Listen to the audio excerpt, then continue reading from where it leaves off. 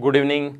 मैं Pawan Rao, YouTube channel maths with Pawan Rao में आज आप लोगों को टफ़ क्वेश्चंस कल शाम को पढ़ा चुका हूँ। आज की क्लास में मैं आप लोगों को पढ़ाने वाला हूँ जो अपने एसएससी में प्रीवियस ईयर्स में जो क्वेश्चंस आए हुए हैं उनको हम लोग सोल्व करेंगे।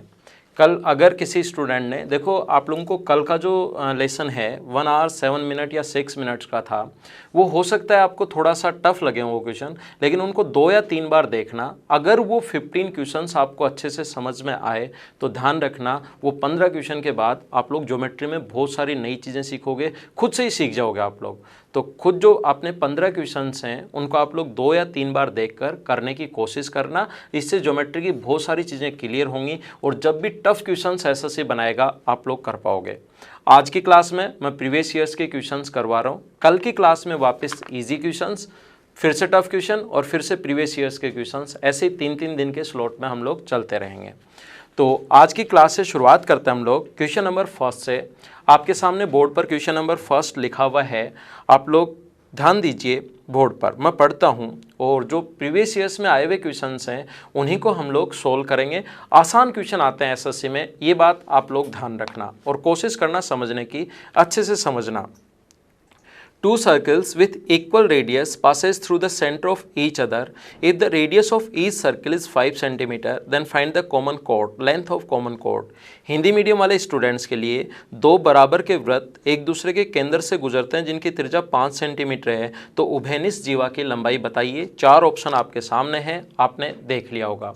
का जो नीचे डिस्क्रिप्शन में लिंक दिया हुआ है उसका आपको ये क्वेश्चन जो मैं अब करवा रहा हूँ आपको, ये सुबह मॉर्निंग में आप लोगों को मिल गए होंगे, तो इनको पहले आप लोग खुद क्या करो और अब बोर्ड पर मैं समझा देता हूँ। और इन क्वेश्चंस को कहीं पर आप लोग, जो लिंक आप मेरा है टेलीग्राम का, उसमें से आप लोग ये क्वेश्चंस लेकर लिख लिया करो किसी पेज पर, ताकि जब समझाते रहूं तो वो क्वेश्चंस अगर आपको साथ साथ दिखते रहेंगे तो आपको अच्छा समझ में आएगा। वैसे किसी ने अगर वहाँ पर उस लिंक पर नहीं गए हो तो बोर्ड पर क्वेश्चन आ जाता है, ये आपको पता है। तो क्वेश्चन नंबर हम लोग फर्स्ट करते हैं।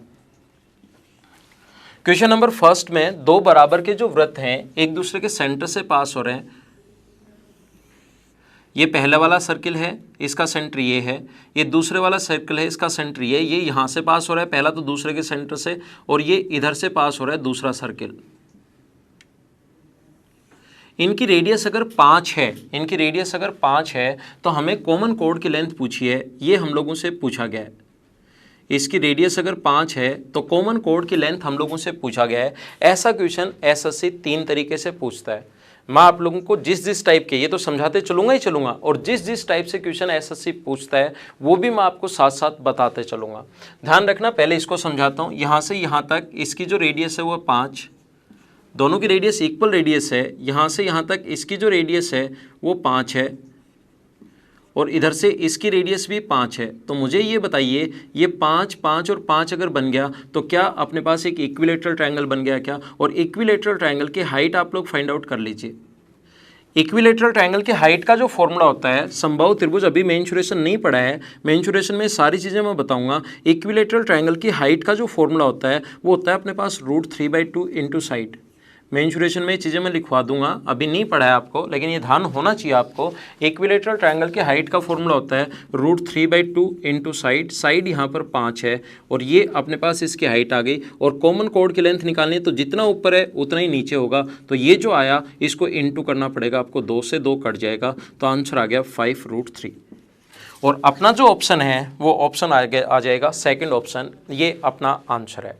ऐसा क्वेश्चन एसएससी 3 तरीके से बनाता है, या तो वो इक्विलेटरल ट्रायंगल बनाएगा, या अपने पास ऐसा क्वेश्चन कहीं भी अगर आया तो वो राइट एंगल ट्रायंगल बनाता है इस प्रकार से।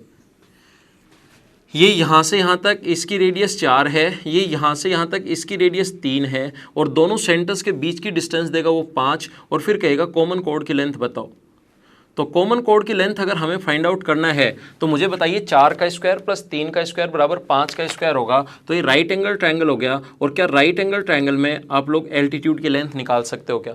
समकोण त्रिभुज में राइट एंगल ट्रायंगल में एल्टीट्यूड की लेंथ निकालने का तरीका मैं आपको समझा चुका हूँ। राइट एंगल ट्रायंगल जो होता है उसमें एल्टीट्यूड की लेंथ अगर निकालनी है तो हम लोग इन दोनों को इनटू करते हैं और इसका भाग देते हैं। क्या ऐसा मैंने आप लोगों को पढ़ाया था क्या जब आपको मैं थ्योरी पढ़ा रहा था? थ्योरी साथ साथ अब मैं क्लियर करता चलूँगा, आपकी जो थ्योरी होगी उसको साथ साथ हम लोग क्लियर करते चलेंगे।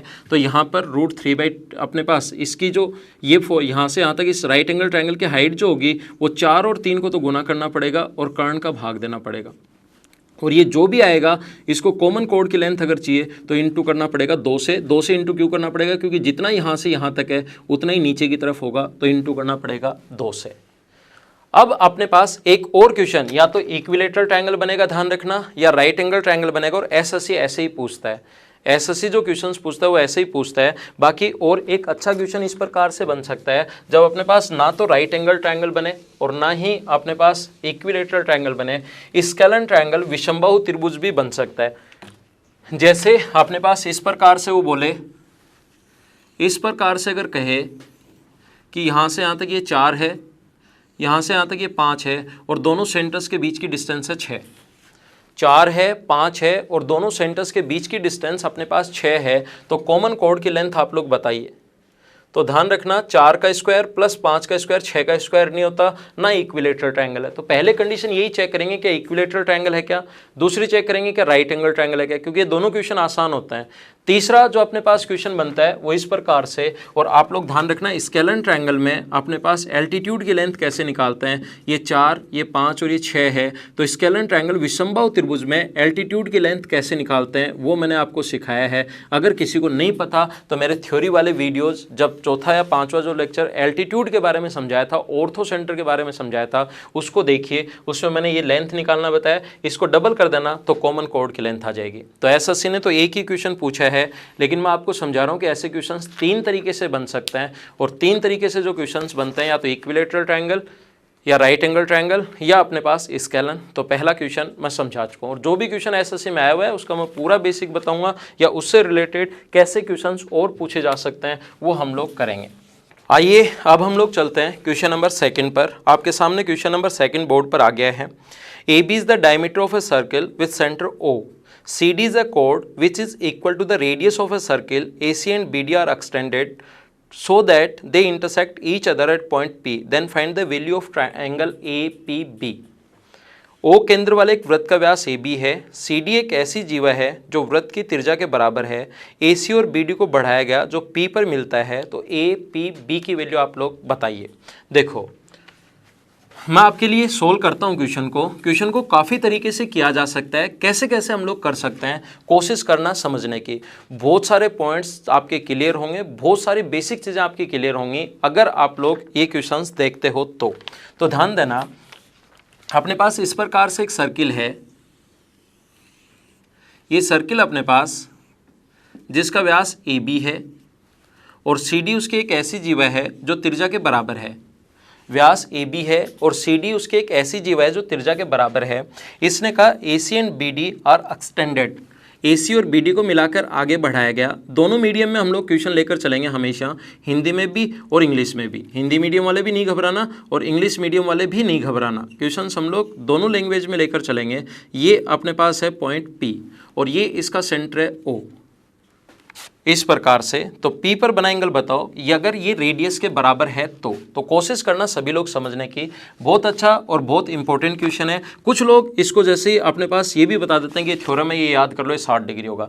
ध्यान रखना सारी थ्योरम्स नहीं होती, ऐसे तो हर क्वेश्चन थ्योरम बन जाएगा, सभी क्वेश्चंस थ्योरम नहीं होती, ये आप लोग याद रखना।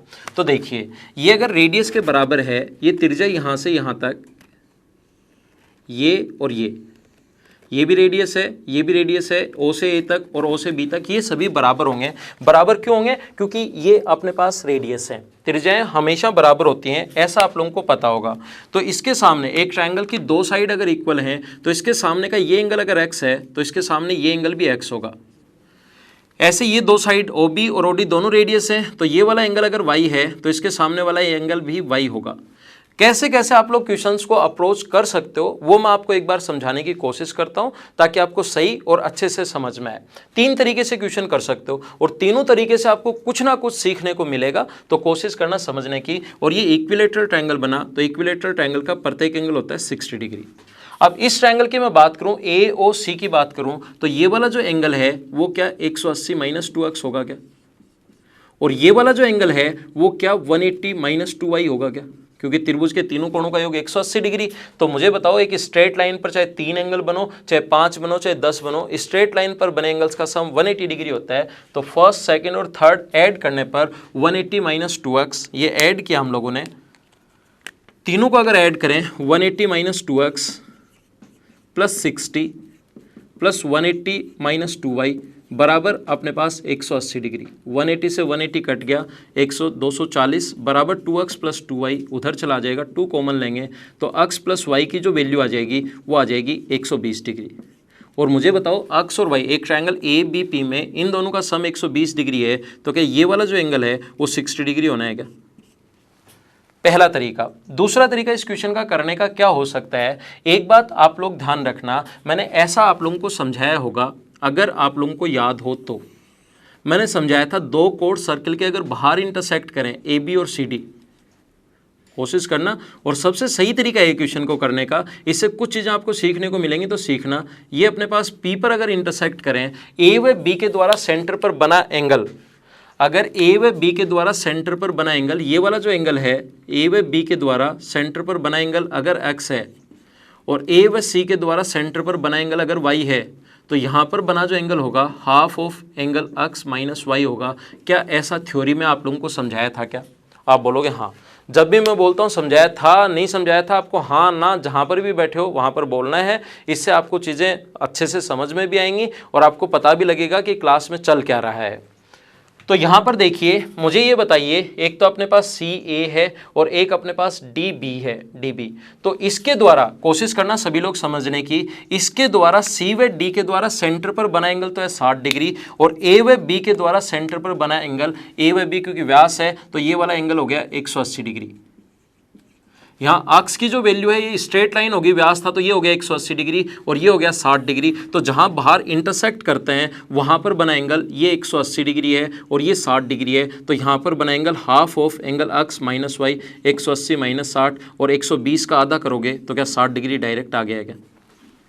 तो क्वेश्चन को करने का दूसरा तरीका अपने पास ये हो सकता है, ये वाला क्वेश्चन को करने का। अब आप पूछोगे सर 3 तरीके बताए थे, तीसरा तरीका क्या हो सकता है? देखिए मैं समझाता हूँ। देखो तीसरा तरीका मैं बताता हूँ क्वेश्चन करने का, और बार बार इनको रिपीट करके वापस देख लेना। मैं एक बार मिटा देता हूँ लेकिन फिर से वापस रिपीट करके देख लेना। ये इस प्रकार से, ये अपने पास AB है और ये CD एक ऐसी इसकी जीवा है, ऐसी कोण है जो त्रिज्या के बराबर है, और इसको मिलाकर आगे बढ़ाया जो एक दूसरे को P पर मिलते हैं। तो P पर बना एंगल बताओ, अगर ये त्रिज्या रेडियस के बराबर है तो ये रेडियस के बराबर है, ये रेडियस के बराबर है। रेडियस के बराबर अगर कोण कभी भी कहे, इसका मतलब वो इक्विलेटरल ट्रायंगल बनाना चाह रहा है। ये बात ध्यान रखना, रेडियस और कोण को अगर कभी भी बराबर कहे तो याद रखना वो इक्विलेटरल ट्रायंगल बनाना चाह रहा है, समबाहु त्रिभुज बनाना चाह रहा है। और समबाहु त्रिभुज का प्रत्येक एंगल होता है 60 डिग्री। तो क्वेश्चन करने के लिए आप लोग A से D को मिला दीजिए। देखो इन सभी तरीकों से आपको कुछ ना कुछ समझ में आएगा और किसी भी कॉन्सेप्ट पर वो क्वेश्चन पूछ सकता है। तो हम लोग क्या करेंगे, इस आर्क द्वारा, CD आर्क द्वारा सेंटर पर बना एंगल 60 डिग्री है, तो CD आर्क द्वारा सरकमफ्रेंस पर बना एंगल क्या 30 डिग्री होगा क्या? CD आर्क द्वारा सेंटर पर बना एंगल सरकमफ्रेंस पर बने एंगल से डबल होता है, याद है क्या? हाँ याद है। तो देखो, और AB व्यास है, व्यास द्वारा परिधि पर बना कोण होता है 90 डिग्री। ये स्ट्रेट लाइन है, स्ट्रेट लाइन है, ये ऊपर वाला 90 तो नीचे वाला भी 90, क्योंकि सीधी रेखा 180 डिग्री की होती है। 90 90, ये 90 है, ये 30 है, तो बताओ तीसरा एंगल कितने डिग्री बन गया? 60 डिग्री। ये अपना आंसर है। तो इस तरीके से क्वेश्चन को आप लोग अलग अलग टाइप से कर सकते हो। आइए हम लोग चलते हैं क्वेश्चन नंबर 3 की तरफ। 3 नंबर क्वेश्चन आपके सामने लिखा हुआ है, आप लोग पढ़ लीजिए। इंग्लिश मीडियम वाले क्वेश्चन पढ़ लो, हिंदी मीडियम में मैं पढ़ देता हूँ। P एक वृत्त के बाहर का बिंदु है जो उसके केंद्र से 13 सेंटीमीटर की दूरी पर है। P से खींची गई एक छेदक रेखा जो वृत्त को A तथा B बिंदु पर काटती है, PA = 9 है तथा AB = 7 है, तो उस वृत्त की त्रिज्या कितनी होगी? ऐसा हम लोगों से पूछा गया है। कैसे कर पाओगे? देखिए क्वेश्चन नंबर 3 कर रहे हैं हम लोग, 3 नंबर। यहाँ से इस प्रकार से लिखा हुआ है, इसके बाहर, इसके सेंटर से P एक पॉइंट है जिसकी डिस्टेंस हम लोगों को दी हुई है 13, और एक छेदक रेखा सेकंड, जो छेदक रेखा जो इसको 2 पॉइंट पर काटे, A तथा B पर। P से A तक हम लोगों को दिया हुआ है 9 और A से B तक दिया हुआ है 7। देन हमें पूछा है what is the radius of circle, वृत्त की त्रिज्या हम लोगों से पूछी गई है, तो कैसे सोल्व कर पाएंगे, ध्यान देना, ये क्वेश्चन अपना। और इसने कहा कि यहाँ से यहाँ तक ये जो दिया हुआ है वो हम लोगों को दिया हुआ है 13। जितना क्वेश्चन में दिया हुआ है वो मैंने ब्लैक से लिख दिया है। अब मैं आगे क्वेश्चन कैसे करूँगा उसको सोल्व करने के लिए मैं रेड मार्क कर लेता हूँ। आप एक काम करो, इसकी त्रिज्या यहाँ से यहाँ तक r है, क्योंकि सेंटर से दूरी थी तो इसको आगे बढ़ा दो। ये पॉइंट आप लोग C मान लीजिए और ये पॉइंट आप लोग D मान लीजिए। तो हम लोग क्या करेंगे, आप लोगों को अगर याद हो दो कोड सर्किल के बाहर अगर इंटरसेक्ट करें तो PA इंटू PB बराबर PC इंटू PD याद है या नहीं है? आप कहोगे सर याद है। नहीं याद तो थ्योरी जो है वो वापस देखिए। अगर फर्स्ट टाइम कोई वीडियो देख रहा है तो मेरी थ्योरी की क्लासेस देखिए, जिससे आपको ज़्यादा और अच्छे से समझ में आएगा। तो यहाँ पर हम लोग लिखते हैं PA into PB, PA into PB बराबर PC इंटू PD, ऐसा आपको याद होगा, मैंने आपको समझाया था। तो P से A तक 9 है और P से B तक अपने पास 9 और 7 16 है। P से C तक बताओ कितना होगा, P से O तक अगर R है और P से O तक अगर 13 है और ये R है तो ये बचा 13 माइनस R, और ये आगे वाला बचेगा 13 प्लस R। तो 144 बराबर 169 माइनस R स्क्वायर। तो यहाँ से सोल्व करोगे तो R की वैल्यू कितनी आ जाएगी, 5। ये अपना आंसर पहला तरीका। दूसरे तरीके से क्वेश्चन कैसे कर सकते हो, कई तरीके क्वेश्चंस करने के हो सकते हैं। दूसरे तरीके से आप लोग कैसे कर सकते हो, देखिए ये अपने पास दिया हुआ है 13, ये अपने पास दिया हुआ है 9 और ये दिया हुआ है 7। आप एक काम कीजिए, यहां से दूसरा तरीका क्वेश्चन का करने का क्या हो सकता है, आप एक काम कीजिए यहां से इसको मिला दीजिए P से T को। तो हम लोग लिख सकते हैं PT स्क्वायर बराबर PA इंटू PB। हम लोग लिख सकते हैं PT स्क्वायर बराबर PA इंटू PB लिख सकते हैं। तो PT स्क्वायर बराबर PA, P से A तक 9 है और ये 16 है, 144। तो PT की जो लेंथ आ जाएगी वो 12 आ जाएगी। PT की लेंथ 12 है, P से O तक दिया हुआ है 13 और रेडियस व टेंजेंट के बीच बना कोण होता है 90 डिग्री। 13 के स्क्वायर में से 12 के स्क्वायर माइनस करोगे तो क्या 5 बच गया क्या? तो ये था हमारा तीसरा क्वेश्चन। और तीसरे क्वेश्चन का दूसरा तरीका, आप लोग इनको ज़्यादा तभी समझ पाओगे जब अगर आप लोगों की थ्योरी अच्छे से क्लियर होगी। और थ्योरी एक बार देख चुके हो अगर आप लोग, तो थ्योरी इन क्वेश्चन से आपकी बहुत सारी चीज़ें खुद ही क्लियर होंगी। पहले पढ़ तो चुके हो, मेरा पढ़ाने का तरीका ही होता है, थ्योरी मैंने पढ़ाई, आपने खुद ने पढ़ी, एक बार मैंने रिवाइज करवा दी। अब जो क्वेश्चन अपने पास होंगे उनमें मैं थ्योरी रिवाइज करवाते चल रहा हूँ, तो आपकी थ्योरी दिमाग में बैठती चलेगी, है ना। तो क्वेश्चन आप लोग हमेशा सारे क्वेश्चन देखना अगर आपको थ्योरी अच्छे से करनी है, और फिर उस पर कोई भी क्वेश्चन अगर उस पर बेस्ड करना है तो जितने क्वेश्चंस मैं करवाऊं उनको 2-3 बार करना आप लोग। नेक्स्ट क्वेश्चन देखिए आप लोग, क्वेश्चन नंबर अपने पास है 4, जो आपके सामने ये रहा। 15 और 20 सेंटीमीटर त्रिज्याओं वाले दो वृत्त जिनके केंद्र के बीच की दूरी 25 है, उभयनिष्ठ जीवा की लंबाई कितनी होगी? उभयनिष्ठ जीवा कॉमन कोड की लेंथ अगर कभी भी पूछे, और ऐसे क्वेश्चन एसएससी ने पूछे भी हैं, तो आप लोगों को दो सर्किल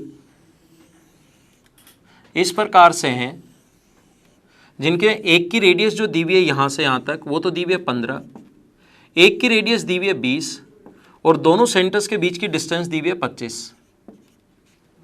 और हमें कॉमन कोड की लेंथ जो है, कॉमन कोड जो है उसकी लेंथ हम लोगों से पूछी गई है। कॉमन कोड की लेंथ पूछी है। क्वेश्चन नंबर हम लोग देख रहे हैं 4 नंबर, कॉमन कोड की लेंथ पूछी है। तो जब भी आप लोगों को कॉमन कोड की लेंथ पूछे, और एसएससी में ऐसे क्वेश्चंस आते हैं आए हुए प्रीवियस ईयर्स के जो क्वेश्चंस हैं उन्हीं को मैं आपके लिए सोल्व करवा रहा हूं। तो जब भी इस प्रकार से ये 15 है, 20 है, 25, आपको देखना है कि पहले फर्स्ट क्वेश्चन करवाया था, अगर आपको याद हो तो मैंने कहा क्या ये इक्विलेटरल ट्रायंगल है क्या समबाहु त्रिभुज? नहीं। दूसरा चेक करोगे क्या राइट एंगल ट्रायंगल है क्या? 15 का स्क्वायर 225 और 20 का स्क्वायर 400, 625, 25 का स्क्वायर हो रहा है, इसका मतलब ये समकोण त्रिभुज है। और समकोण त्रिभुज में क्या एल्टीट्यूड की लेंथ निकाल सकते हो क्या? 15 और 20 को तो गुना करना है और 25 का भाग देना है। ये अपने पास कॉमन कोड की लेंथ आ जाए, ये अपने पास इसके एल्टीट्यूड की लेंथ आ जाएगी। और कॉमन कोड की लेंथ अगर निकालनी है, राइट एंगल ट्रायंगल में एल्टीट्यूड की लेंथ काफ़ी बार बता चुका हूँ, 4 फॉर्मूले बताए थे, इंपॉर्टेंट भी कहा था, आपको याद होगा। तो 15 और 20 को तो गुना करते हैं और 25 का भाग देते हैं और इसको इंटू करना पड़ेगा 2 से। तो 5 से 3 बार, 5 से 5 बार और 5 से 4 बार, 4 गुना 3 12 गुना 2 24। ये अपना आंसर है। तो ये था अपने पास क्वेश्चन नंबर 4। वही जो फर्स्ट क्वेश्चन करवाया था उसी का एक एग्जाम्पल थोड़ी देर बाद, कभी कभार मैं ऐसे ही करूँगा, एक एग्जाम्पल और दे दूंगा, जो वहाँ पर समझाया हुआ क्वेश्चन होगा यहाँ पर एक एग्जाम्पल और दे दिया, तो इससे 2 क्वेश्चन तो हो ही गए और आपके दिमाग में जो मुझे क्लियर करवाना था वो चीज़ें क्लियर भी हो गई। समझ में तो आ रहा है क्या आप लोगों के, या ऐसे ही बैठे बैठे इस वीडियो को देख रहे हो? हाँ ना, कुछ तो बोलो। और अगर आप लोग कमेंट तो ज़रूर किया करो, है ना। कुछ लोग वीडियो देख लेते हैं और कमेंट करते हैं नहीं, फ्री में वीडियो देख लेते हो, और फ्री में नहीं देखोगे वीडियो, कमेंट करना पड़ेगा आप लोगों को, है ना। कमेंट किया करो, लाइक किया करो, शेयर किया करो, ये चीज़ें तो आपको करनी है। तो ये था क्वेश्चन नंबर 4। आइए हम लोग चलते हैं क्वेश्चन नंबर 5 की तरफ। 5 आपके सामने बोर्ड पर है, इसमें लिखा हुआ है the centre of a circle which pass through point A, B and C is O. If BA equals to 30 degree, BCO equals to 40 degree and AOC equals to x, then find the value of x। एक जो वृत्त है ABC से गुजरने वाले एक वृत्त का केंद्र O है और BAO 30 डिग्री दिया हुआ है, BCO 40 डिग्री दिया हुआ है, AOC बराबर x डिग्री, then find the value of x। देखो एक सर्किल से 3 पॉइंट पास हो रहे हैं और इसने हम लोगों से कहा है कि BAO बराबर 30 डिग्री। BAO जो है वो अपने पास 30 डिग्री दिया हुआ है, BAO जो है ये अपने पास दिया हुआ है 30 degree, this is the 30 degree angle. BCO equals to 40, BCO equals to दिया हुआ है 40 डिग्री। ये क्वेश्चन में गिवन है और हम लोगों से पूछा है AOC अगर x डिग्री है then find the value of x। आसान क्वेश्चन, एकदम आसान, कैसे आप लोग कर पाओगे वो चीज़ मैं आप लोगों को समझाता हूँ। और नेक्स्ट क्वेश्चन इससे ज़्यादा इंपॉर्टेंट है, ये आसान क्वेश्चन था और मैं प्रीवियस ईयर्स के आए हुए क्वेश्चंस करवा रहा हूँ, वो हो सकता है आसान हो सकता है टफ हो, उससे कोई फ़र्क नहीं पड़ता। और एक बार मैं क्वेश्चंस करवा दूँ उसके बाद 2017 मेंस के सारे क्वेश्चंस मैं आपको प्रोवाइड करवाऊँगा। आप लोग यहाँ नीचे मैं लिंक देता हूँ अपने टेलीग्राम चैनल का, उससे आप लोग उसको देख सकते हो। और क्या मेरे थ्योरी पढ़ाने के बाद और सारे क्वेश्चंस टफ लेवल के, इजी लेवल के और प्रीवियस ईयर्स के करवाने के बाद क्या 17 मेंस के क्वेश्चन आप खुद कर पा रहे हो या नहीं कर पा रहे हो वो देखना, उनका सॉल्यूशन फिर मैं आप लोगों को करवा दूंगा। मान लो 62-63 क्वेश्चन है वो, और उसमें से आप लोग क्वेश्चन कर पाए 56, 57, 56, 57 कर लिया, 3-4 क्वेश्चन आपसे नहीं हुए, वो मैं सोल्व करवाऊंगा, तब आप लोग देख लेना। वैसे लगभग 99% क्वेश्चंस आप लोग खुद कर लोगे। तो ये क्वेश्चन कैसे कर पाओगे, देखिए 30 और ये 40 क्वेश्चन में दिया हुआ है, तो अपने पास यहाँ से ये और ये दोनों बराबर हैं क्योंकि रेडियस है, और ये दोनों भी बराबर हैं। एक ट्रायंगल की 2 साइड अगर इक्वल हो तो उसके सामने के कोण बराबर, ये अपने पास 30 डिग्री है तो ये भी 30, और ये अपने पास 40 डिग्री है तो ये भी 40, 40 और 30 ये अपने पास 70 डिग्री हुआ, और ये अगर 70 डिग्री है तो अपने पास सेंटर पर बना एंगल होगा 140 डिग्री।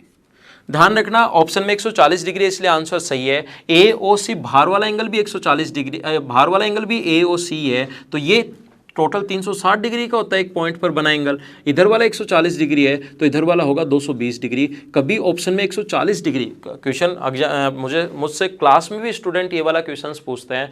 आप लोग भी ये बात ध्यान रखना, कभी भी अगर अपने पास इधर वाला जो एंगल नहीं दिया हुआ 140 ऑप्शन में है तो यही सही होगा, और ऑप्शन में 140 है ही नहीं तो फिर आप लोगों को लगेगा कि गलत हो गया। और इस क्वेश्चन में जैसे ऑप्शन दिए हुए ना, इस क्वेश्चन का आप ऑप्शन देखोगे तो वो अपने पास मिलेंगे 140 डिग्री, 210 डिग्री, 70 डिग्री, 280 डिग्री, फिर आपको लगेगा कि ये क्या हो गया।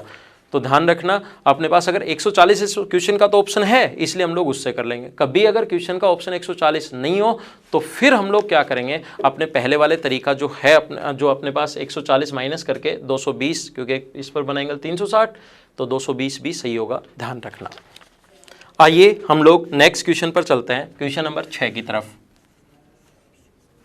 6 नंबर जो क्वेश्चन है वो आपके सामने बोर्ड पर लिखा हुआ है, in a triangle ABC I is the incenter and O is circumcenter, AI is extended which meets circumference at D, if BOD equals to Z, BID equals to Y, ABC equals to X, then find the X plus Z upon 3Y। Hindi medium वाले भी आप लोग पढ़ लीजिए, हिंदी और English दोनों में हम लोग चैप्टर लेकर चलेंगे, वो आप लोग पढ़ लीजिए। एक ट्रायंगल है AB और C, एक पॉइंट A है, दूसरा पॉइंट B है और तीसरा पॉइंट C है। A, B और C है तो अपने पास I इसका इंसेंटर है, I is the incentre and O is circumcentre. I incentre है, ए आई को मिलाकर आगे बढ़ाया, इसने जो क्वेश्चन में दिया हुआ है वो मैं लिख रहा हूँ आपके लिए, ए आई को मिलाकर आगे बढ़ाया जो यहाँ पर मिलता है डी पर। ध्यान रखना इन सेंटर अगर है तो ए आई यहाँ पर एंगल बाइसेक्टर होगा, कोण समद्विभाजक होगा। इन सेंटर नाम आते ही, पढ़ाते टाइम, थ्योरी पढ़ाते टाइम भी समझाया था, इन सेंटर नाम आते आपके दिमाग में आना चाहिए एंगल बाइसेक्टर या कोण समद्विभाजक, ठीक है। इसने हम लोगों को कहा है डी पर मिलता है B O D equal to Z degree. B O D जो है वो जेड डिग्री हम लोगों को दिया हुआ है, परिवर्त को बिंदु डी पर मिलता है, इसको नहीं, परिवर्त को, है ना, डी पर आगे बढ़ाने पर ये परिवर्त को डी पर मिलता है, इसको नहीं मिल रहा परिवर्त को, क्वेश्चन ध्यान से पढ़ेंगे थोड़ा। परिवर्त को, सर्कम सर्किल को इस पॉइंट पर मिलता है डी पर, और इसने सबसे पहले कहा है B O D equal to Z degree, B O D equal to Z.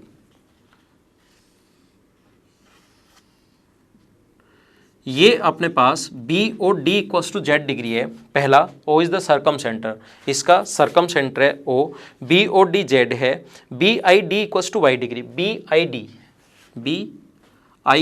Equal to Y degree, B I D equal to Y degree. देखो दूसरा मार्कर काम में लेते हैं, ये वाला जो एंगल दिया हुआ है, ये वाला एंगल हम लोगों को दिया हुआ है वाई डिग्री, ठीक है। A B C equal to X degree, A B C equal to X degree है। मुझे बताइए A B C equal to X degree और इन सेंटर जो होता है वो एंगल बाइसेक्टर से मिलकर बनता है, तो क्या ये वाला एंगल, ऊपर वाला एंगल अपने पास x/2 होगा क्या? ये वाला जो एंगल है वो अपने पास x/2 क्यों होगा? क्योंकि क्वेश्चन में दिया हुआ है कि A B C equal to X है, ये गिवन है कि A B C equal to X है, और आप लोगों को अगर पता हो कि इन सेंटर एंगल बाइसेक्टर से, तो ये वाला जो एंगल होगा अपने पास x/2 होगा। बी डी आर्क द्वारा सेंटर पर बना एंगल अगर जेड है, बी डी आर्क द्वारा सेंटर पर बना एंगल अगर जेड है, तो बी डी आर्क द्वारा सर्कमफ्रेंस पर बना एंगल क्या z/2 होगा क्या? देखो ये वाला एंगल अपने पास z/2 है, ये वाला एंगल अपने पास x/2 है, तो जो बाह्य कोण होगा, बाह्य कोण क्या अंतः अभिमुख कोणों के योग के बराबर होता है। पहली क्लास या दूसरी क्लास में क्या ऐसा समझाया था क्या? जब ट्रायंगल पढ़ाने की शुरुआत की थी, फर्स्ट क्लास में ही मैंने बताया था कि exterior angle always sum of interior opposite के बराबर होता है। तो क्या हम लोग यहाँ पर लिख सकते हैं क्या कि z/2 plus x/2 equals to Y degree, और यहाँ से x प्लस जेड या z plus X equals to 2y, और हम लोगों से वैल्यू जो पूछी है इसने वो पूछिए x plus Z upon 3y की वैल्यू क्या होगी? तो x प्लस जेड की वैल्यू आ गई है 2y अपॉन 3y, y से y कट जाएगा तो आंसर आ गया 2/3। ये ऑप्शन में भी दिया हुआ है। ध्यान रखना, कुछ लोग क्या करते हैं, इसको इक्विलेटरल ट्रायंगल मान लेते हैं, किसी को 0 डिग्री मान लेते हैं, किसी को 90 डिग्री मान लेते हैं, किसी को कुछ मान के कर देते हैं। स्टूडेंट पूरा का पूरा कंफ्यूज हो जाता है कि सर कभी तो आप इसको इक्विलेटरल ट्रायंगल मान लेते हो, कभी इसको 0 डिग्री कर लेते हो, कभी 30। तो क्वेश्चन को एक बार वो तरीके आपको तब लगाने हैं जब आपको क्वेश्चन नहीं आए कि मैं इक्विलेटरल ट्रायंगल मान लूँ, 30 मान लूँ, 60 मान लूँ, ये कर लूँ, वो कर लूँ, वो तब करना है आपको। यहाँ पर मैं बेसिक पूरा का पूरा समझा रहा हूँ, ये बात आप लोग ध्यान रखना। तो इसको आप लोग सीखने की कोशिश करना। किसी को थोड़ा सा भी अगर कम समझ में आया है तो 2 बार वापस से देखिए, आप लोगों को अच्छे से समझ में आ जाएगा, कोई भी प्रॉब्लम नहीं आएगी। अब हम लोग चलते हैं क्वेश्चन नंबर 7 पर। 7 नंबर क्वेश्चन में लिखा हुआ है एक समद्विबाहु त्रिभुज ABC। इसमें थोड़ी सी, अब जो अगले क्वेश्चन अपने पास 3 या 4 क्वेश्चंस, उनमें थोड़ी सी ट्रिग्नोमेट्री यूज में लेनी पड़ेगी। तो ट्रिग्नोमेट्री का आपको थोड़ा सा पता होना चाहिए। वैसे मैं मेंसुरेशन के बाद जब ट्रिग्नोमेट्री पढ़ाऊंगा तो मैं तो अच्छे से समझा ही दूंगा, लेकिन थोड़ा पता होना चाहिए। एक समद्विबाहु त्रिभुज ABC का B पर बना कोण समकोण है। D ABC के अंतर्गत, आप लोग भी पढ़ लीजिए क्वेश्चन को, एक पॉइंट है डी ए बी सी की भुजाएं ए बी व ए सी पर बनाए गए लंबों के पाद हैं, क्रमशः पी तथा क्यू हैं। यदि ए पी बराबर ए क्यू बराबर B, then B A D 15 degree हो तो साइन 75 डिग्री क्या होगा? और नीचे 4 ऑप्शन दिए हुए हैं जो आप लोग लिख लीजिए। क्वेश्चन सुबह मॉर्निंग में ही आपके पास आ गया होगा, आपने करने की कोशिश भी की होगी। कैसे कर पाएंगे देखिए। इन्हें राइट एंगल ट्रायंगल समकोण त्रिभुज ABC, B is the right angle and this is the isosceles right angle triangle। Isosceles right angle triangle क्यों देता है? इसलिए देता है क्योंकि बचा हुआ कोण ये भी 45 डिग्री होगा और बचा हुआ कोण ये भी 45 डिग्री होगा, इसलिए वो बोलता है कि आइसोसेलेस ट्रायंगल है। आइसोसेलेस राइट एंगल ट्रायंगल के ये 90 है तो ये 45 45, 2 साइड बराबर तो सामने के कोण भी बराबर। इसके अंदर की तरफ एक पॉइंट डी इस प्रकार से है कि ए बी व ए सी पर, इसके अंदर डी पॉइंट है, कोई भी अंदर की तरफ डी पॉइंट है कि एक तो इस पर P और एक इस पर, इधर परपेंडिकुलर डाले जिनके जो अपने पास पॉइंट हैं वो P और Q हैं। इसने आगे हम लोगों से कहा है AP बराबर A और AQ बराबर B। देन एंगल अगर अपने पास BAD बराबर 15 डिग्री हो, BAD angle BAD equals to 15 degree है, ये अपने पास पॉइंट B है, ये A है और ये अपने पास पॉइंट D है, तो BAD इक्वल्स टू 15 डिग्री है। तो मुझे बताइए ये अगर 15 डिग्री है, ये 15 डिग्री है, तो इधर वाला ये जो एंगल बचा ये अपने पास बच गया 30 डिग्री, क्योंकि ये 45 था, ये 15 तो ये 30, ये 90 है, ये 15 है, तो ये आ गया अपने पास 75। और हमें साइन 75 पूछा है। ध्यान रखना साइन जो होता है वो आप लोगों का थोड़ा बहुत तो ऐसे पढ़ा हुआ होगा ही, चीज़ें आपका आती होगी ट्रिग्नोमेट्री थोड़ी बहुत। साइन रेशियो जो होता है वो लंब बटे कर्ण का होता है, परपेंडिकुलर अपॉन हाइपोटेनस, तो ये होगा A/AD। स्मॉल a यहाँ से यहाँ तक परपेंडिकुलर तो a है और कर्ण है AD। आया हुआ क्वेश्चन है और बहुत सारे लोग नहीं कर पाए थे, उनको लगा साइन 75 की वैल्यू कैसे निकालें, लेकिन क्वेश्चन एकदम आसान है, एकदम आसान। ये अपने पास a है और AD की वैल्यू अगर हमें फाइंड आउट करनी है तो अपने पास AD का मान निकाल कर वहाँ पुट करो, वही अपना आंसर होगा।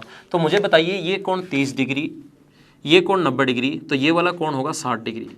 और सभी लोग मुझे बताइए, कल की क्लास में भी मैंने समझाया था अगर याद हो तो, ट्रिग्नोमेट्री लगाकर 60 के पास वाली साइड हमेशा अपने पास छोटी होती है, तो ये B, तो क्या B/√3 होगा क्या? 60 के पास वाली साइड छोटी, छोटा है बड़ा बनाना है √3 से, बड़ा बनाना है इंटू कर दो, छोटा बनाना है भाग दे दो, ऐसा मैंने आपको समझाया होगा। और कर्ण जो होता है वो 30 डिग्री के सामने वाली साइड का डबल होता है, तो क्या ये वाली साइड अपने पास 2B/√3 होगी क्या? तो साइन 75 A/AD की जगह आप लोग लिख सकते हो 2B/√3। ये पलट कर ऊपर जाएगा तो √3/2 A/B, ये अपना ऑप्शन में भी है और यही अपना आंसर है। किसी भी स्टूडेंट को अगर थोड़ा सा कम समझ में आया है तो आप लोग इसको रिवाइज कीजिए, एक बार फिर से देखिए। क्वेश्चन अच्छा है, इंपॉर्टेंट क्वेश्चन है, ऐसे क्वेश्चंस कई बार इस कॉन्सेप्ट पर बन जाते हैं। और मैंने कहा है कि अगले 2-3 क्वेश्चन हम लोग ट्रिग्नोमेट्री पर ही बेस्ड करेंगे। तो आइए अब हम लोग चलते हैं क्वेश्चन नंबर 8 की तरफ। 8 नंबर, क्वेश्चन नंबर 8, एक त्रिभुज ABC के 8 नंबर क्वेश्चन आपके सामने है, पढ़ लीजिए आप लोग। त्रिभुज ABC की भुजाएं AC तथा BC पर D व E दो ऐसे बिंदु हैं कि D = 18, C = 5, DC = 90 degree, then tan ABC = 3.6 अगर है तो AC व AD का रेशियो, AC व CD का रेशियो बताओ। और नीचे अपने पास 3-4 ऑप्शन दिए हुए हैं। एक ट्रायंगल ABC कैसे कर पाएंगे हम लोग, मैं समझाता हूँ। आसान, अच्छा, इंपॉर्टेंट क्वेश्चन वैसे 2013 मेंस का है और उस टाइम 2-3 क्वेश्चंस ही ऐसे आए थे जो लगभग 99% स्टूडेंट्स नहीं कर पाए थे। 97 क्वेश्चंस इतने आसान थे कि लगभग स्टूडेंट्स ने किया था 13 में, जिसका सिलेक्शन हुआ। और 13 में ऐसा आप लोगों को पता होगा कि 13 का पहले प्री हो गया था, फिर मेंस हो गया था, फिर प्री भी कैंसिल हुआ, फिर मेंस भी कैंसिल हुआ और 13 2013 का वापस एग्जाम हुआ था, ऐसा आप लोगों को पता होगा। नहीं पता तो मैं आप लोगों को बता देता हूं। और अभी भी कंडीशंस जो हैं 2017 की, देखिए आप लोग मेंस में क्या होता है। अभी आपको घबराने की ज़रूरत नहीं है, आप लोग जैसे तैयारी करते जा रहे हो वैसे तैयारी करते रहिए। जिन भी स्टूडेंट्स का स्कोर अच्छा है आप लोग वीक में एक टेस्ट किसी भी चीज़ का पक्का दीजिए। एसएससी का किसी ने भी, बहुत सारे आपके पास सामने टेस्ट सीरीज चलाते हैं खूब सारे लोग, एक टेस्ट 100% आप लोगों को देना है। अगर आपकी तैयारी ठीक ठाक है, पर जैसे बहुत अच्छी तैयारी हो जाती है फिर आप लोगों को लगता है कि सर बहुत अच्छी तैयारी होगी, अब तो मेरा पढ़ने का ही मन नहीं करता, एसएससी ने क्या कर दिया 17 में। तो एक बात ध्यान रखना, अगर आप लोग 2, 3, 4 महीने नहीं पढ़ोगे तो आप वहीं पर आ जाओगे 70 या 80 मार्क्स के लगभग वापस आ जाओगे 200 में से। फिर से वैसे ही तैयारी करनी पड़ेगी और 2-3 महीने फिर लगेंगे। इसलिए आप लोग अगले तैयारी कंटिन्यू रखो, हताश होकर छोड़ मत देना, क्योंकि अब आपका सिलेक्शन, अच्छा स्कोर है, सिलेक्शन होने वाला था, अब मत छोड़ देना। आप लोग थोड़े दिन वीक में एक टेस्ट दो, फिर आपको कोई प्रॉब्लम नहीं आएगी। टेस्ट दो, एनालिसिस करो, अपने आप आपका वैसा का वैसा स्कोर बना रह जाएगा। तो यहाँ पर आपने क्वेश्चन पढ़ लिया होगा। ये वाला जो अपने पास पॉइंट दिया हुआ है, AC पर एक पॉइंट D है, इस पर एक पॉइंट D है और यहाँ पर अपने पास इस पर एक पॉइंट E है और DEC जो दिया हुआ है इसने वो दिया हुआ है 90 डिग्री। इसकी वैल्यू D की वैल्यू 18 है, ये अपने पास D 18 दिया हुआ है और C की वैल्यू 5 है। DC 90 डिग्री बना दिया है और हम लोगों को ये कहा है कि tan ABC बराबर 3.6, tan ABC 3.6। देन AC व CD का रेशियो बताइए। AC व CD का रेशियो मतलब AC अपॉन CD हम लोगों से पूछा गया है। AC और CD का रेशियो हम लोगों से पूछा गया है। देखो tan 3.6 मैंने कहा है कि ट्रिग्नोमेट्री थोड़ी सी आएगी यहाँ से। अगर आप लोग इस एंगल को ABC को B भी मान सकते हो तो ये जो अपने पास यहाँ से परपेंडिकुलर डाल दें, ये हम लोगों ने परपेंडिकुलर डाल दिया और ये वाला पॉइंट मान लीजिए P है। हमने परपेंडिकुलर डाला और ये वाला पॉइंट मान लीजिए P है। तो एक बात आप लोग ध्यान रखना, ये वाला पॉइंट अगर P है और ये एंगल B के लिए, तो ध्यान रखना tan ABC को एंगल B भी लिख सकते हो। 3.6 को हम लोग 36/10 का मतलब 18/5 लिख सकते हैं। और ऐसे ही इधर से एंगल C के लिए, ऐसे ही एंगल C के लिए tan C बराबर, tan रेशियो किसका होता है? ट्रिग्नोमेट्री आपको थोड़ी बहुत आती होगी। tan रेशियो किसका होता है? लंब बटे आधार, परपेंडिकुलर अपॉन बेस। तो ये अपने पास परपेंडिकुलर 18 है और ये बेस 5, 18/5। तो मुझे आप लोग ये बताइए, सभी लोग मिलकर, ये भी 18/5 है और ये भी 18/5 है, तो क्या अपने पास ये दोनों एंगल बराबर हो गए क्या? और दोनों एंगल बराबर होते ही आइसोसेलेस ट्रायंगल हो गया। आइसोसेलेस ट्रायंगल AB बराबर हो गया AC के, और AB बराबर AC अगर है तो वही लाइन तो एल्टीट्यूड होती है, वही लाइन अपने पास मीडियन होती है, वही लाइन एंगल बाइसेक्टर होती है। तो BP बराबर होगा किसके? अपने पास BP किसके बराबर होगा? PC के। बहुत अच्छा क्वेश्चन है, कोशिश करना समझने की। बहुत अच्छा क्वेश्चन है। ABC में ये हमने एल्टीट्यूड जैसे ही डाला, tan ABC, B एंगल लिखा हुआ है 3.6 को 18/5, इधर से ये भी 18/5, तो ये एंगल और ये एंगल दोनों बराबर आ गए। और एंगल बराबर होते ही आइसोसेलेस ट्रायंगल हो गया। और आइसोसेलेस ट्रायंगल में मैंने कहा है वही तो एल्टीट्यूड होता है, वही मीडियन होता है और वही एंगल बाइसेक्टर होता है, ये ध्यान रखना। तो P यहाँ पर डायग्राम थोड़ा सा और ऐसे बन जाएगा, है ना, यहाँ तक। तो P यहाँ पर मिड पॉइंट हो गया। कौन कौन बराबर हो गया? BP बराबर हो गया PC के।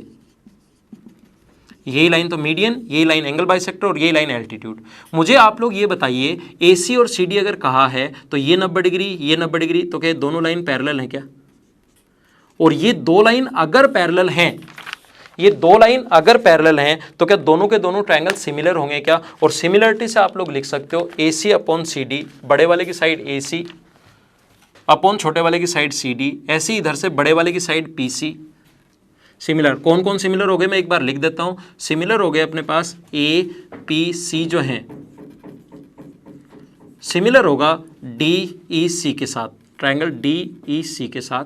तो यहां से आप सिमिलरिटी से तीनों भुजाएं समान अनुपात में जब लिखोगे तो AC अपॉन CD, बड़े वाले की साइड AC अपॉन छोटे वाले की साइड बराबर बड़े वाले की साइड अपॉन छोटे वाले की साइड, बड़े वाले की साइड PC, P से C तक अपॉन EC।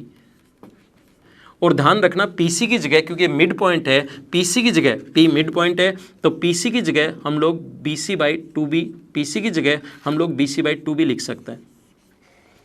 PC की जगह BC/2B लिख सकते हो आप लोग। तो इसकी जगह BC/2 लिखोगे अपॉन EC। तो इसका जो रेशियो आ गया अपने पास, AC और CD का जो रेशियो आ गया वो आ गया BC/2EC।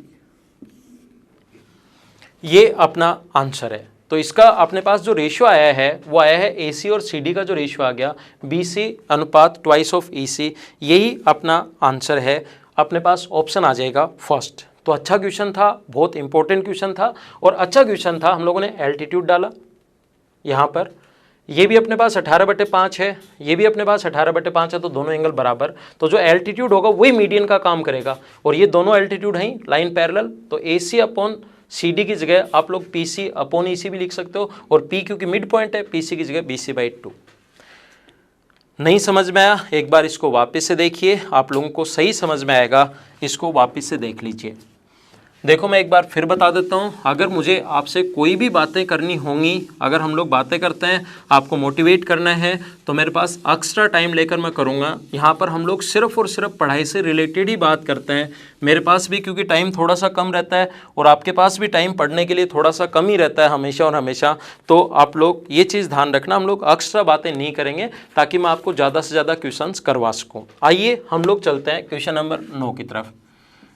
ऐसा नहीं करेंगे कि पढ़ाया 1 घंटे पढ़ाया, उसमें जो सही पढ़ाया वो तो 10 मिनट का ही पढ़ाया, बाकी 50 मिनट आपसे बातें करते रहे और ऐसे अपना पढ़ाई का सिस्टम नहीं होता है। 9 नंबर जो क्वेश्चन है, एक त्रिभुज ABC की भुजा BC पर D एक ऐसा बिंदु है जिसमें AD परपेंडिकुलर BC। एक त्रिभुज A, B और C,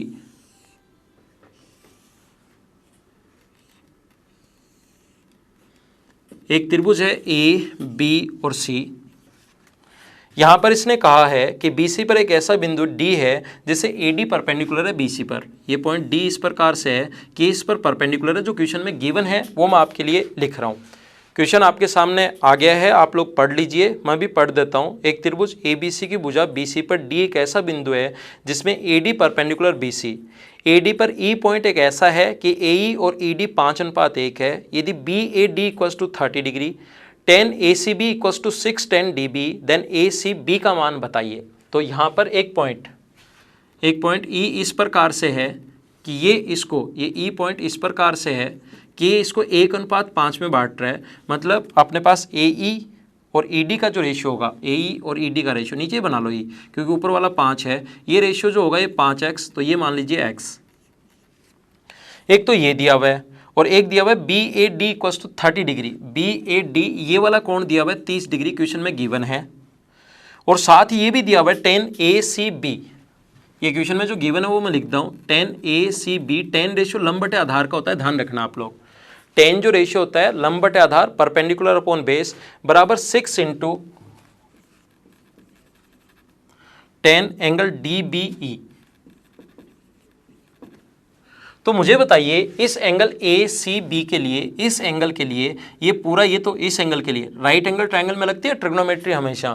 थोड़े 2 क्वेश्चन मैंने ट्रिग्नोमेट्री के डाले हैं ताकि आपको थोड़ा सा उसका नॉलेज हो जाए, खुद पढ़ने की कोशिश करो और मैं जब समझाऊंगा तब तो अच्छे से समझ में आ ही जाएगा, फिर कोई प्रॉब्लम नहीं रहेगी आपको, है ना। तो 10 ACB परपेंडिकुलर अपॉन बेस, तो परपेंडिकुलर तो अपने पास है 6x और बेस जो है वो अपने पास है CD बराबर, ये बात समझ में आ गई हमें, बराबर 6 × 10 DBE। 6 × 10 DBE। अब की बार ये वाला एंगल दिया हुआ है 10 DBE, ये वाला एंगल दिया हुआ है, तो इस एंगल के लिए तो परपेंडिकुलर है और ये बेस है। परपेंडिकुलर अपने पास x है और बेस जो है अपने पास वो है अपने पास BD। 10 रेशियो जो होता है परपेंडिकुलर अपॉन बेस का होता है, 6x से 6x कट जाएगा यहाँ से और यहाँ से अपने पास आ जाएगा CD बराबर BD। CD बराबर BD अगर आ गया तो मुझे बताइए वही लाइन तो एल्टीट्यूड है और वही लाइन मीडियन भी हो गई। अगर आपको याद हो, और मैंने वहां पर कहा था ये इंपॉर्टेंट भी है, ये चीज़ अगर याद नहीं है तो आप यहीं इसको बंद कर दो और आप लोग पहले थ्योरी वाले वीडियोस देखिए। मैंने कहा था वही लाइन एल्टीट्यूड, वही लाइन मीडियन, तो क्या वो आइसोसेलेस ट्रायंगल होता है क्या? आइसोसेलेस ट्रायंगल अगर होता है तो ये 60 और ये 30 डिग्री है, तो ये 60 ये 30 डिग्री है, ये 90 सॉरी ये 90 और ये 30 डिग्री है, तो ये कितना होगा 60, और ये अगर 60 डिग्री है तो ये भी कितना होना है 60। और यही हम लोगों से पूछा है कि ACB बताओ, तो ये आंसर आ गया। 90 और 30 क्वेश्चन में गिवन है तो ये 60 और आइसोसेलेस ट्रायंगल हो गया क्योंकि वही तो एल्टीट्यूड है और हमने प्रूव कर दिया मीडियन भी है। वही लाइन एल्टीट्यूड और वही लाइन अगर कभी भी मीडियन हो तो वो अपने पास आइसोसेलेस ट्रायंगल होगा, समद्विबाहु त्रिभुज होगा, ये याद रखना। इस पर बेस्ड बहुत सारे और बहुत अच्छे क्वेश्चंस SSC ने बनाए हैं, तो आप लोग इस चीज़ को याद रखना। नेक्स्ट क्वेश्चन नंबर 10 आपके सामने बोर्ड पर ये रहा और आप लोग भी पढ़ लीजिए और मैं भी पढ़ लेता हूँ। Triangle ABC is a equilateral triangle. D is divide BC in the ratio of 1:2. Then find the value of 7AB square. यहाँ पर इस प्रकार से हैं, हिंदी मीडियम वाले स्टूडेंट्स भी साथ साथ पढ़ लिया करो। कभी मैं हिंदी में पढ़ दूंगा क्वेश्चन, कभी इंग्लिश में, दोनों मीडियम में हम लोग साथ लेकर चलेंगे ताकि कोई प्रॉब्लम नहीं आए। इस पर D एक ऐसा पॉइंट है जो इसको बांट रहा है 1:2 के रेशियो में। AB, AD और CD का जो रेशियो है, BD और CD का जो रेशियो D BC को 1:2 के रेशियो में डिवाइड करता है। ये इधर वाला 1 अगर है तो इधर वाला होगा 2। अब हम लोग क्या करेंगे, यहाँ से इस क्वेश्चन में 7ab² बराबर पूछा है कि 7ab² बराबर बताओ क्या होगा AD² की फॉर्म में। ये जो क्वेश्चन आया था इस प्रकार से बाद में आया, पहले 2013 में या 12 में एक बार क्वेश्चन आया था जिसमें कहा था कि निम्न में से कौन सा ठीक है, बराबर 7ab² बराबर जो था ऐसे 4 ऑप्शन दिए हुए थे। तो यहाँ पर ध्यान देना आप लोग, ये 1:2 के रेशियो में डिवाइड करता है। अगर ये 1:2 के रेशियो में डिवाइड करता है ठीक है, ये आप लोग यहाँ से एल्टीट्यूड डाल दो। अगर इक्विलेटरल ट्रायंगल है, समबाहु त्रिभुज है, तो सभी लोग ध्यान रखना समबाहु त्रिभुज की हाइट का जो फॉर्मूला होता है, ये साइड अगर x है तो ये आ गया √3/2x।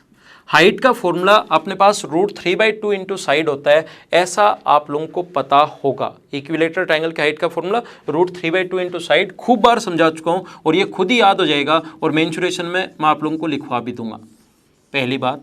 दूसरा, यहाँ से यहाँ तक 1:3 का रेशियो था, तो साइड अगर x है तो ये यहाँ से यहाँ तक होगा x/3, क्योंकि 1:2 का रेशियो था, टोटल 3 है, ये 1 है 1/3। और इक्विलेटरल ट्रायंगल में वही तो एल्टीट्यूड होता है, वही मीडियन होता है, तो ये वाला जो पॉइंट यहाँ से यहाँ तक होगा, ये वाला पॉइंट होगा x/2। ये x/2 है, ये x/3 है, तो ये जो लेंथ आ गई वो अपने पास आ गई x/6। ये x/3 माइनस कर लेना, x/2 में से x/3 माइनस करोगे तो ये अपने पास आ जाएगा x/6। और मुझे आप लोग ये बताइए, ये x/6 है, ये √3/2 इंटू x है, तो क्या आप लोग AD² बराबर पाइथागोरस थ्योरम, ट्रायंगल ADP में पाइथागोरस थ्योरम से क्या लिख सकते हो क्या कि AD² बराबर इसका स्क्वायर 3/4x² और इसका स्क्वायर, इस CD का स्क्वायर x²/36। तो एलसीएम 36 आ जाएगा, जो इधर आ जाएगा 36 AD² और यहाँ पर 27 और 1 28 x²। ये 9 AD², 4 से कट गया 9 बार, 4 से कट गया 7 बार, और x की जगह आप लोग कोई सी भी वो ऑप्शन के अनुसार AB या BC कोई सी भी साइड लिख सकते हो, AB²। तो जो क्वेश्चन पहले आया था उसमें निम्न में से कौन सा सत्य था, तो 4 ऑप्शन दिए हुए थे, उसमें से ये वाला ठीक था। तो ये आज की क्लास में अपने प्रीवियस ईयर्स में आए हुए क्वेश्चंस मैंने करवाए हैं। पिछली क्लास आप लोग देख चुके होंगे, टफ क्वेश्चंस थोड़े से थे, लेकिन उनको आप लोग कम से कम 3 या 4 बार देखिए, उससे थ्योरी की बहुत सारी चीज़ें क्लियर होंगी। ऐसा मत कर देना कि 2 क्वेश्चन 3 क्वेश्चन 4 5 6 देखे और उसके बाद छोड़ देना, छोड़ना नहीं है। अगर थ्योरी क्लियर करनी है, नहीं तो फिर से आपका डर बना ही रह जाएगा। थ्योरी अगर क्लियर करनी है, वो क्वेश्चन आप लोग जबरदस्ती 3-4 बार देखो, अपने आप समझ में आ जाएंगे। तो आज की क्लास में सिर्फ इतना ही। अगर आपको समझ में आया और ये चैनल अगर आपको लग रहा है कि मैथ्स विद पवन राव, जो राव सर का चैनल है वो अच्छा है, इसमें पूरा अपने को नॉलेज मिलता है, तो इसको आप लोग शेयर करते रहिए। सब्सक्राइब आपने कर लिया होगा, या सब्सक्राइब करने की वैसे ज़्यादा ज़रूरत नहीं है, क्योंकि वैसे आपको ढूंढना पड़ेगा कि कहाँ सर का लेसन आया नहीं आया, तो एक नोटिफिकेशन आपको मिल जाए, उसके लिए सब्सक्राइब कर सकते हो आप लोग। लेकिन शेयर ज़रूर कीजिए, सब्सक्राइब करो नहीं करो, share plus like plus comment आप लोगों को जरूर करना है। कमेंट्स में सारे कमेंट्स मैं आप लोगों के पढ़ता हूं, तो आप लोगों को वो कमेंट्स 100% करने हैं। उससे मुझे पता लगता है कि कौन सी चीज़ कैसे क्या होनी चाहिए, स्टूडेंट्स में क्या प्रॉब्लम चल रही है। लाइक तो करना ही करना है वीडियो देख रहे हो तो, और बाकी चीज़ें कल शाम को, कल इवनिंग में मिलते हैं। मॉर्निंग में हमेशा क्वेश्चंस मिल जाएंगे, इवनिंग में सॉल्यूशन मिल जाएगा। Okay, thank you, bye bye, take care, see you.